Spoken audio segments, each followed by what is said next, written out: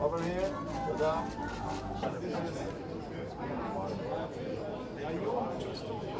ברוך אתה אדוני אלוהינו מלך העולם אשר קידשנו במצוותיו וציוונו לתבוע מזוזה.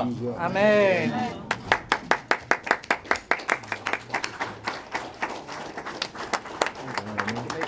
יפה מאוד. שלום שוב. שלום שוב. Shalom. Prime Minister from South Korea. Shalom. We pray for you. Oh, thank you. Congratulations. Shalom. This is a stone. Inscribed on the stone is Lebet HaTkiya Leachriz, which means to the house of the blowing of the trumpet to announce. The trumpeting place in inscription is an inscribed stone from the 1st century. This stone was found with a Hebrew inscription which had fallen from the southwestern corner of the Temple Mount by the Roman destruction. Thank you very much, Mike Evans. I agree with everything you said about Sarah. And it's a delight for Sarah and me to be with you and Caroline, your wife, and with David Friedman and his wife Tammy.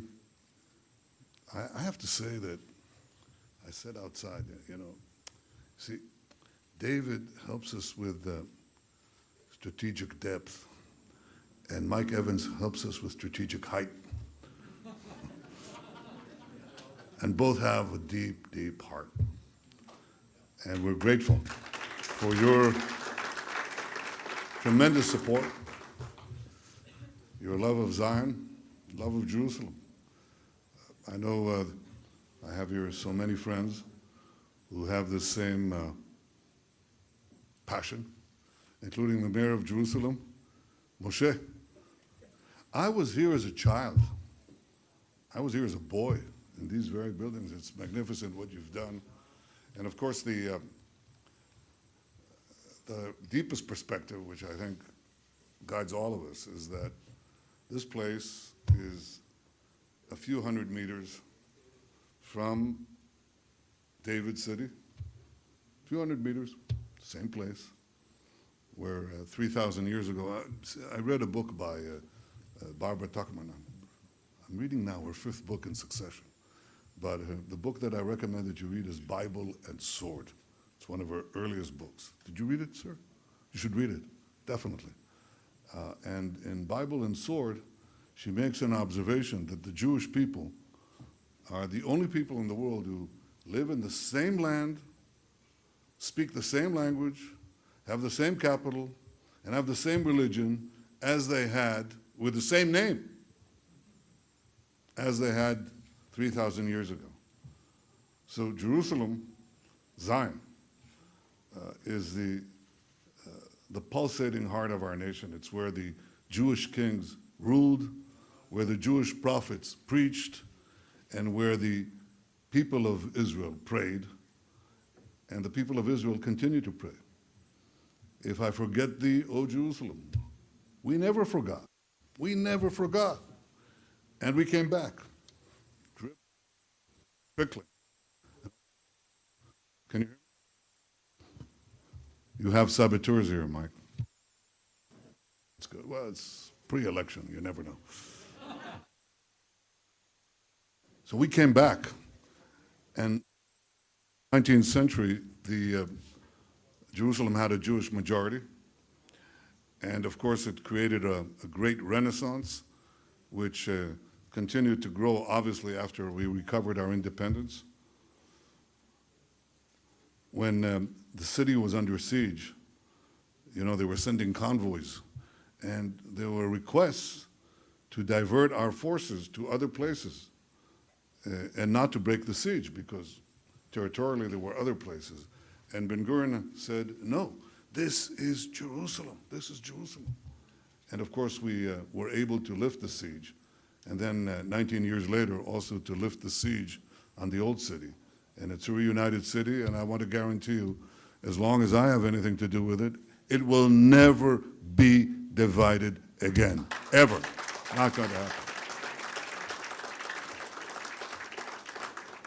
Now, the fact that we have this long history and this deep attachment to our city, the fact that it's our capital, is a historical and current fact.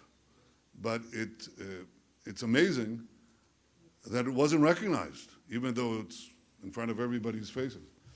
And we have to congratulate President Trump for recognizing Jerusalem as Israel's capital and moving the embassy here.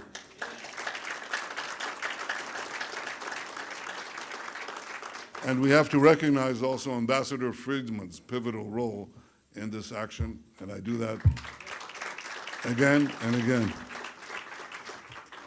Now, I want you to know that President Trump consulted with me before he did this move.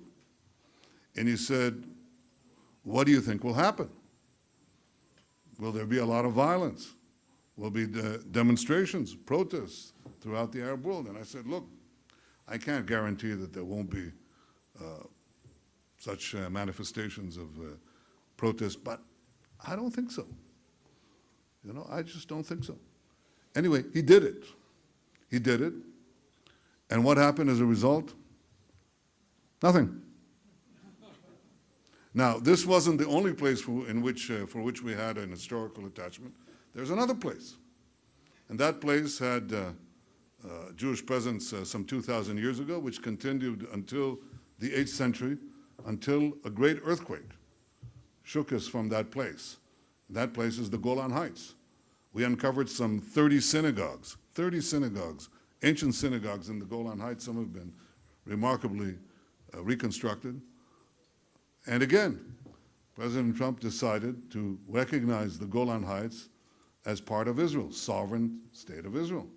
And people said, again, there will be a tremendous convulsion. And what happened? Nothing. Why did nothing happen? How come? Well, the reason nothing happened is because something very big is happening. And what is happening is the transformation of Israel in the minds of many in the Middle East. It is no longer being perceived as an enemy, but as an indispensable ally against the common enemy of militant Islam. First, the one led by the militant Sunnis, Al-Qaeda and Daesh, and more by the militant Shiites, of course by Iran and its various proxies.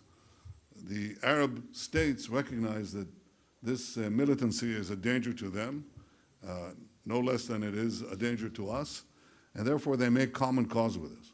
But as they make common cause with us to defend ourselves against a common foe, a common enemy,